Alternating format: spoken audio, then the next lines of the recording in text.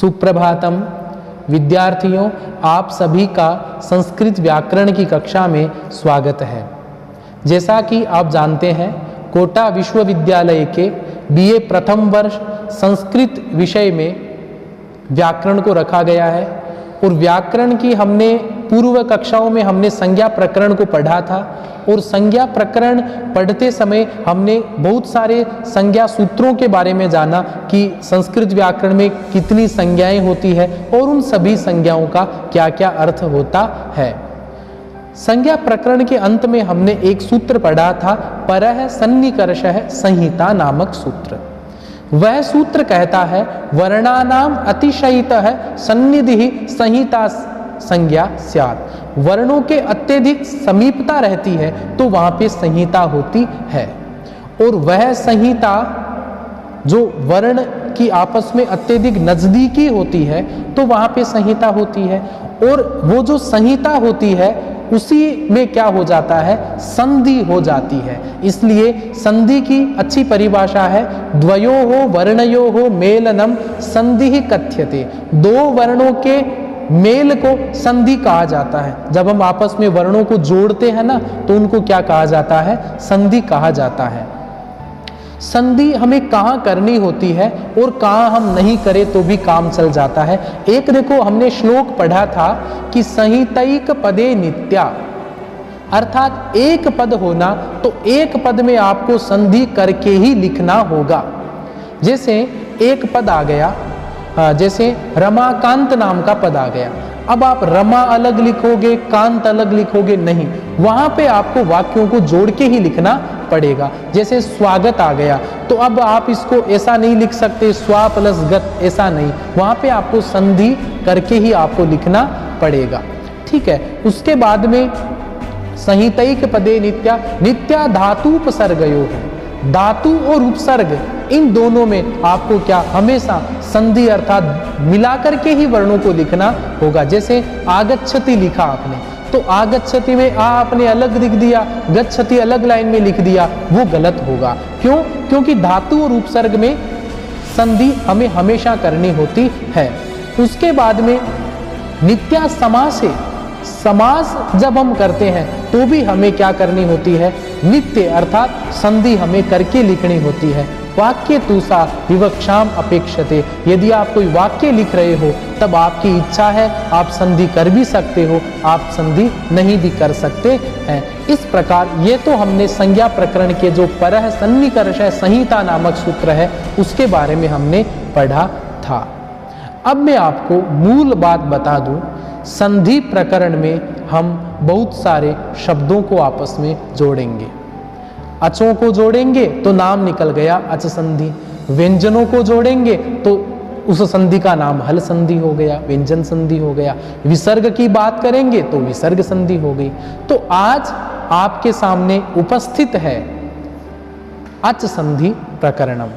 अच संधि प्रकरण में कितने सूत्र हैं, उनकी क्या क्या रूप सिद्धियां बनती है, क्या क्या उनके उदाहरण है, उनके क्या क्या अर्थ है, उन सभी के बारे में आज हम पढ़ना प्रारंभ करेंगे। देखिएगा, ये आपके सामने संधि प्रकरण है।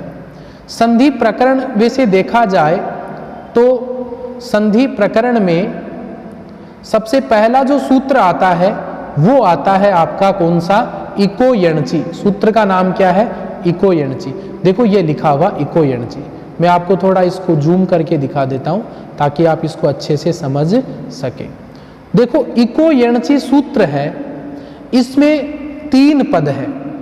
पहला पद है इक है, दूसरा है यण, तीसरा है अचि। मैं लिख देता हूं ताकि आप इसको अच्छे से समझ लो। आपके परीक्षा में यह सूत्र आएगा, सूत्र का आपको क्या करना होगा, अर्थ लिखना होगा। पहला इक है, दूसरा यण, तीसरा अचि। तो इसका अर्थ क्या होता है, इसकी वृत्ति देख लो, ये लिखी हुई इकः स्थाने यण स्यात् अचि संहितायाम विषये, अर्थात इक के स्थान पर यण आदेश हो जाता है अचि। अचि में सप्तमी विभक्ति है तो इसका अर्थ क्या हो गया, अच प्रत्याहार के परे रहने पर। मैं आपको पुनः बता देता हूं, यह सूत्र क्या करता है, इक के स्थान पर यण करता है। यदि इक के बाद में अच प्रत्याहार का कोई सा भी वहां पे वर्ण है तो। अब आप मुझे यह पूछेंगे कि इक का अर्थ क्या होता है, तो मैं आपको बता दूं, इक का अर्थ होता है ई उ री लृ। इक एक प्रत्याहार है जिसमें ई उ री लृ ये 4 वर्ण आते हैं। यण का अर्थ होता है य व र ल, ठीक है।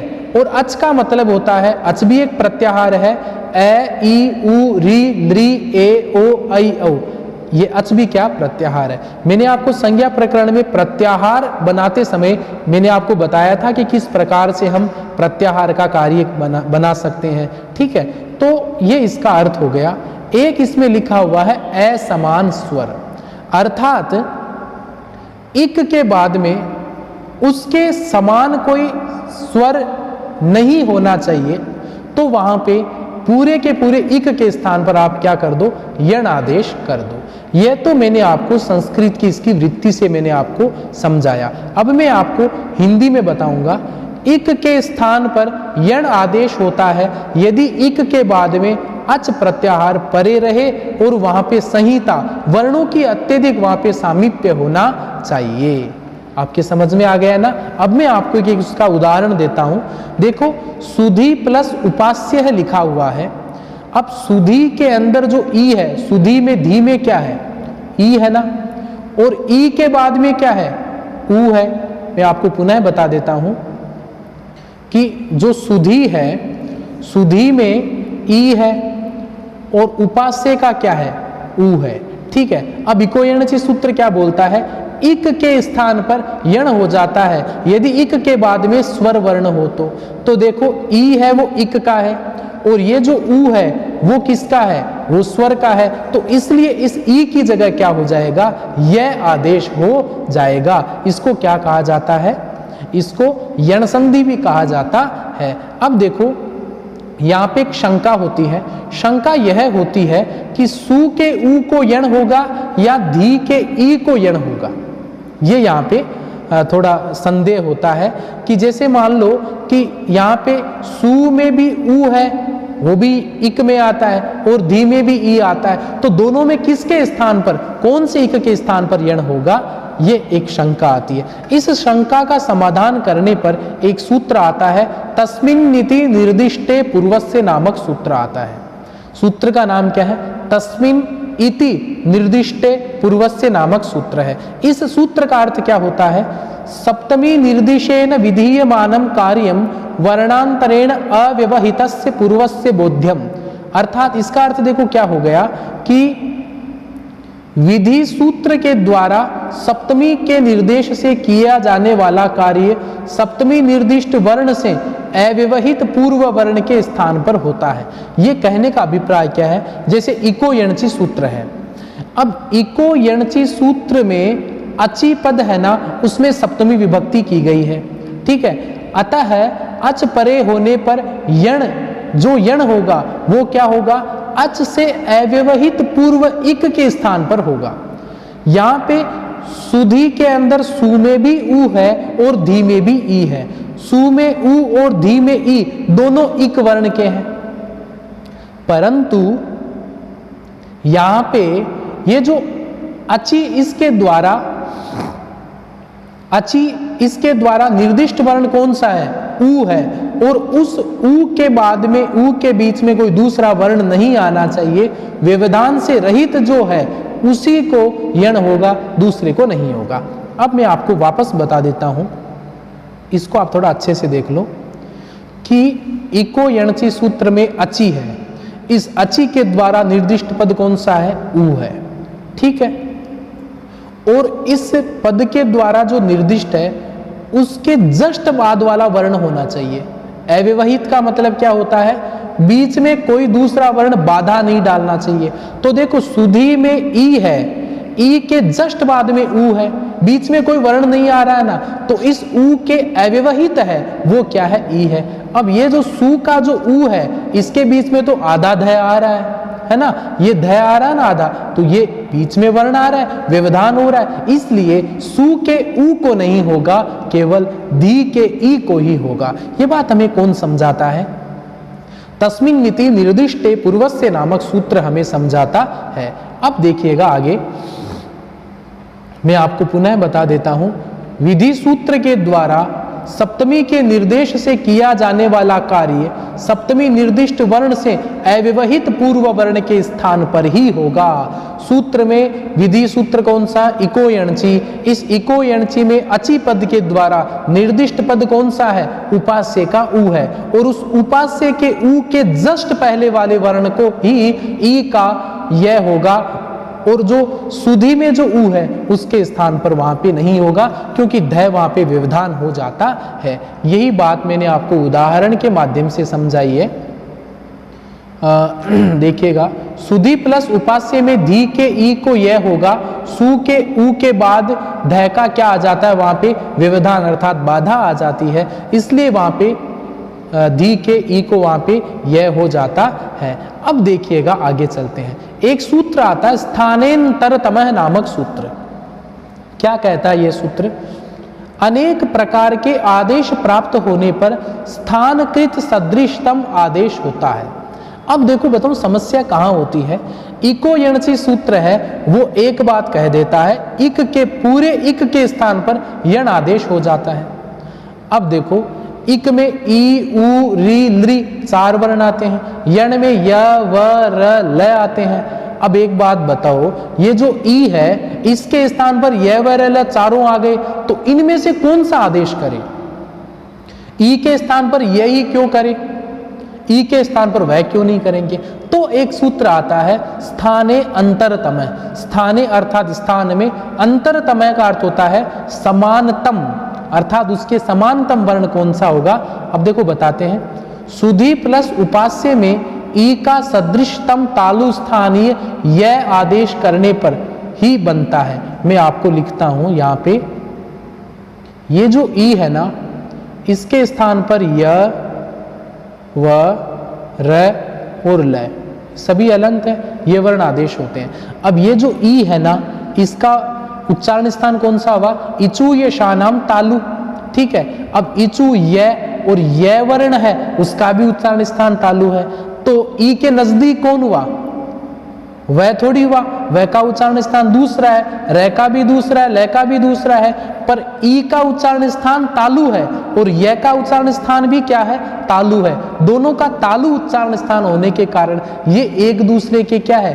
करीबी है, इसलिए ई के स्थान पर यह आदेश ही होता है। अब देखिएगा, तो प्रसंगे सति सदृशतमः आदेश स्यात्, ऐसा प्रसंग होने पर, अनेक प्रकार के आदेश आ जाने पर वहां पे जो समानतम है, स्थानकृत है, वही वहां पे क्या होगा? आदेश होगा, दूसरा वहां पे नहीं होगा। अब देखिएगा एक सूत्र आता है अनचिचय। सूत्र का नाम क्या है? अनचिचय। अनचिचय जो सूत्र है उसमें दो पद है, अन प्लस अचि और चय तीसरा पद है वैसे, है ना। तो इसका अर्थ क्या हो गया? अचः परस्य यरो द्वे वास्तः न तु अचि। ये क्या बोलता है? अच के बाद में यदि यर प्रत्याहार का कोई सा भी अक्षर हो तो उसको क्या कर दो? द्वित्व अर्थात डबल कर दो।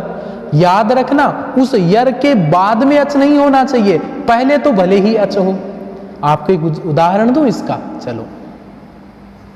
जैसे ये जो सु है, मैं आपको थोड़ा जूम करके दिखा देता हूं, हाँ ये रहा।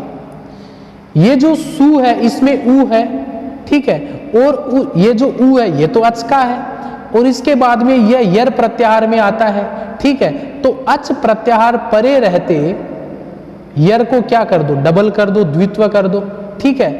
और इसके बाद में अच प्रत्याहार का वर्ण नहीं होना चाहिए, है क्या अच यहाँ पे? या तो यह हलंत है, इसलिए अनचिच सूत्र क्या कर देगा? ध को क्या कर देगा? द्वित्व कर देगा, तो क्या बन जाएगा? सु ध ध युपास्य बन जाएगा। अब देखो मैं आपको बताता हूं कि अब आपके मन में यह आएगा कि अच प्रत्याहार परे रहते हमें यर को क्या करना है? द्वित्व करना है, ठीक है। तो अब आपके मन में यह शंका जग सकती है कि यर प्रत्याहार में कौन कौन से वर्ण आते हैं। मैं आपको बता देता हूं। हयवरट के य से शुरू होगा, य व र ल य म ग ण न झ भ ग ढ ध ज ब ग ड द ख फ छ ठ थ च, ट, त, क, प, स, श, स, ये सभी वर्ण आ जाते हैं किसमें? यर प्रत्याहार में आते हैं। अब देखो इसमें जो ध है ना वो भी यर प्रत्याहार में आता है, इसलिए सु के बाद में जो ध है उसका यहाँ पे द्वित्व प्राप्त हो जाता है। आपके समझ में आ गया। और अब ये एक नियम बताते हैं ना इसका कि अच प्रत्याहार के बाद में ही यर होना चाहिए। तो देखो अच प्रत्याहार में ए, ई, उ, री, ली, ए, ओ, ऐ, औ, इन वर्णों में ही अच प्रत्याहार के बाद में ही यर होना चाहिए। अब देखो इसका हिंदी में अर्थ बता देता हूं। अच से परे यर को द्वित्व होता है विकल्प से, अल्टरनेटली होता है। एक जगह तो हमें करना है, एक जगह हमें नहीं करना है, ठीक है। लेकिन अच से परे द्वित्व नहीं होता है। याद रखना, अच के बाद में यर को डबल कर दो भले ही, पर यर के बाद में अच आ गया ना उसको हमें द्वित्व नहीं करना है। ये इस सूत्र का, अनचिचय नामक सूत्र का अर्थ होता है। अब देखो आगे, मुझे विश्वास है कि आपके समझ में आ रहा होगा। आपके नहीं समझ में आ रहा है ना कोई चीज, तो आप मुझे व्हाट्सएप पे लिख के भेज देना, मैं आगे की कक्षा में सुधार करके और अच्छे से आपको पढ़ाने की कोशिश करूंगा। अब देखो एक सूत्र आ रहा है, झलाम जस जशी नामक सूत्र आ रहा है।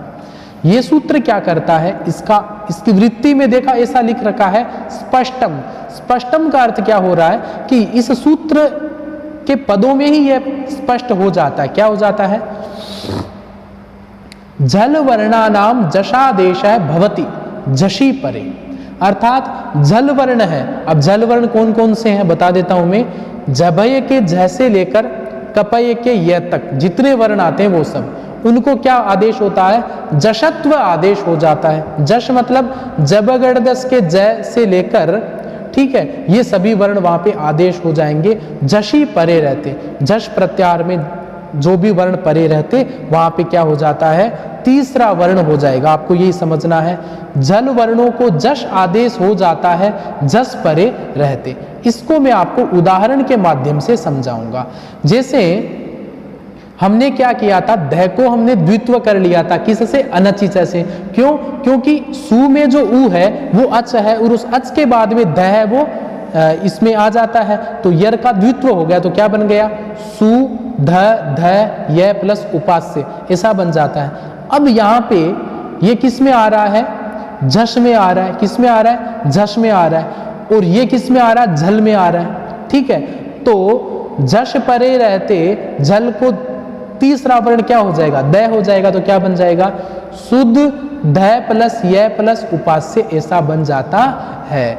अब देखो आगे एक सूत्र आता है, संयोगांतस्य लोप है। सूत्र का नाम क्या है? संयोगांतस्य लोप है। सूत्र को देखते ही समझ में आ जाता है, संयोग प्लस अंतस्य प्लस लोप है। जहां पे यदि कहीं पे संयोग हो रखा है, वर्ण आपस में मिले हुए हैं, तो वहां पे अंतिम पद का हमें क्या करना है? लोप करना है। जैसे संयोगांतम यत् पदम तदंतस्य लोपः स्यात्, यदि दो वर्ण आपस में संयुक्त है तो उसके अंतिम वाले वर्ण का आपको क्या कर देना है? लोप कर देना है। संयोगांत पद के अंत का क्या हो जाता है? लोप हो जाता है। जैसे शुद्ध ध य प्लस उपास्य बना लिया। अब यहाँ पे देखो द ध ये तीनों वर्ण संयुक्त है भाई, आधा ध और ये तीनों हलंत है, इसलिए संयुक्त है और इसलिए अंतिम वर्ण यहाँ पे य का क्या होता है? संयोगांतस्य लोप है। सूत्र से यहाँ पे लोप की प्राप्ति होती है, ठीक है। समझ में आ गया ना आपके अच्छे से? संयोगांतस्य लोप है सूत्र। अब देखो एक सूत्र आता है अलो अंत्यस्य। यह सूत्र क्या बोलता है? विधि सूत्र के द्वारा षष्ठी विभक्ति का निर्देश किया जाने वाला आदेश अंत्य अल के स्थान पर ही होता है। एक परिभाषा सूत्र है। ये क्या बात बोलता है कि जैसे षष्ठी निर्दिष्टो अंतस्य अल आदेश स्यात् इति यह लोप प्राप्ते।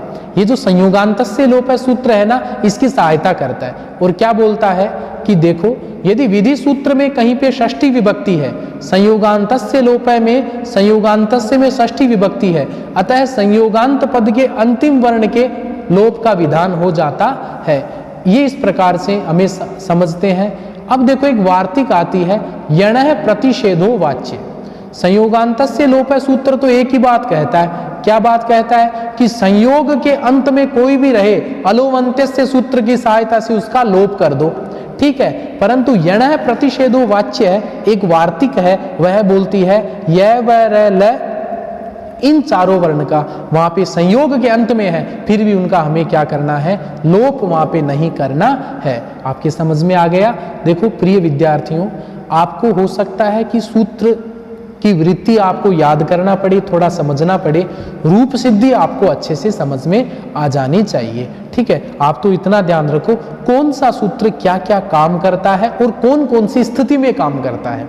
जैसे इको यणची, आपको क्या याद रखना है, ई उ री री के स्थान पर य व र ल करता है यदि इक के बाद में असमान स्वर हो तो। इसी प्रकार अनचिच सूत्र। अब देखो मैं आपको ये रूप सिद्धि है बताता हूं जो आपके परीक्षा में आएगी। ठीक है, जैसे रूप सिद्धि आ जाएगी शुद्ध्युपास्य है, इस रूप सिद्धि को आपको हल करना है, तो आप क्या लिखोगे, सुधि प्लस उपास्य इति विच्छेद है। सुधि प्लस उपास्य इस संधि का विच्छेद होगा। इत्यत्र, अब देखो तस्मिन् नीति निर्दिष्टे पूर्वस्य तथा स्थाने अंतरतम सूत्रयोः सहाकारेण, इन दोनों सूत्रों की सहायता से, ये सूत्र क्या क्या करते हैं मैंने आपको बताए थे ना। ठीक है, इन दोनों सूत्रों की सहायता से इको यणची सूत्र से सुधि के ई के स्थान पर यह आदेश हो जाएगा। तो क्या बनेगा, देखो सु बन गया, धी में से ई निकाल दिया तो ध हलंत रह गया, ई के स्थान पर हमने यह कर दिया, उपास्य पड़ा है, तो क्या बन गया, शुद्ध्युपास्य बन गया। आपके समझ में आ गया ना। उसके बाद में अनचिच इति सूत्रेण धकारस्य द्वित्व कृते। अब सु में जो उ है वो स्वर है और स्वर के बाद में यर में ध आ रहा है, तो उसका हमें क्या करना, द्वित्व करना है। तो क्या बन गया, सु ध ध य प्लस उपास्य। उसके बाद में जलाम जस जशी, इस सूत्र से क्या हो जाएगा, पूर्व धकार का क्या हो गया, द हो गया। तो क्या बन गया, सु द ध य उपास्य, ऐसा बन गया। अलोवंत्यस्य सूत्र की सहायता से संयोगांतस्य लोप सूत्र से अंतिम जो यह है, संयोग का जो यह है, उसकी लोप की प्राप्ति होती है। परंतु एक वार्तिक है ना, यण प्रतिषेधो वाच्य, इस वार्तिक से इस संयोगांतस्य लोप सूत्र का निषेध हो गया। तो देखो क्या बन गया, सु ध का हमने क्या बना दिया, द बना दिया। तो देखो सु द पड़ा है और ध में य में उ मिल गया, क्योंकि यह आधा था ना, तो क्या बन गया, शुद्ध्युपास्य है। क्या बन गया, विसर्ग आ ही गया, तो क्या बन गया, शुद्ध्युपास्य रूप सिद्धि बन गई। शुद्ध्युपास्य रूप सिद्धि में आपको सुधि प्लस उपास्य इको यणची सूत्र अनचिच, ठीक है, और उसके बाद में संयोगांतस्य लोप है, यण प्रतिषेधो वाच्य, इसके पहले जलाम जस जसी सूत्र आपको लगाना है। ये मैंने आपको रूप सिद्धि आपको बताई है। अब देखो रूप सिद्धि है धात्रंश, इको यणची सूत्र ई के स्थान पर यह करता है, शुद्ध्युपास्य बन गई। धात्रंश में धात्री प्लस अंश री के स्थान पर रह होगा, ली प्लस आकृति में ली के स्थान पर लय होगा, मधु प्लस अरि में उ के स्थान पर वह होगा। इन तीन रूप सिद्धियों को मैं आगे अग्रिम कक्षा आएगी उसमें आपको बता दूंगा। आज हमने जो जो पढ़ा मैं उसके बारे में आपको पुनः रिपीट कर देता हूँ। इको यणची सूत्र है, वो इक के स्थान पर ई के स्थान पर यह, उ के स्थान पर वह, री के स्थान पर रह, ली के स्थान पर लय आदेश करता है यदि इक के बाद में असमान कोई स्वर हो तो। उसके बाद में हमने सूत्र पढ़ा तस्मिन् नीति निर्दिष्टे पूर्वस्य, यह सूत्र कहता है यदि किसी विधि सूत्र में सप्तमी विभक्ति के द्वारा कोई निर्दिष्ट पद है तो उसके तुरंत पहले वाले वर्ण को ही वह कार्य करना है, उसके बीच में कोई व्यवधान नहीं आना चाहिए। उसके बाद में स्थाने अंतरतम सूत्र बोलता है अनेक प्रकार के यदि आदेश प्राप्त होते हैं तो हमें स्थानकृत समानतम जो आदेश है वही हमें करना है। उसके बाद में अनचिच सूत्र हमने पढ़ा, वह सूत्र बोलता है अच के बाद में यदि यर प्रत्याहार का कोई सा भी अक्षर आता है तो उसको हमें द्वित्व करना है। ध्यान यह रखना है यर प्रत्याहार के बाद में अच प्रत्याहार का कोई सा भी वर्ण नहीं होना चाहिए। उसके बाद में हमने सूत्र पढ़ा था जलाम जस जशी, यह बोलता है कि जल वर्णों का जश आदेश हो जाता है, जश प्रत्याहार परे रहते। उसके बाद में संयोगांतस्य लोप सूत्र है, संयोगांत पद है उसका लोप कर देता है। अलोवंत्यस्य सूत्र उसकी सहायता करता है। यण प्रतिषेधो वाच्य वार्तिक, यण का अयण के लोप का निषेध करता है। शुद्ध्युपास्य रूप सिद्धि में हमने शुद्धि प्लस उपास्य तस्मिन् नीति निर्दिष्टे पूर्वस्य स्थाने अंतरतम, इन दोनों सूत्रों की सहायता से इको यणसी सूत्र से शुद्धि के ई के स्थान पर हमने यह किया, अनचिजय सूत्र से हमने द्वित्व किया और जलाम जस जसी से हमने दह का दय किया। संयोगांत से लोप प्राप्त था, उसका यण प्रतिषेधो वाच्य सूत्र से निषेध हो गया। रूप सिद्धि हमने बना ली थी शुद्ध्युपास्य। आज की कक्षा में इतना ही। अग्रिम कक्षा में हम धात्रंश, लाकृति, मदध्वरि इनके बारे में हम सभी पढ़ते रहेंगे। आज के लिए इतना ही। आप सब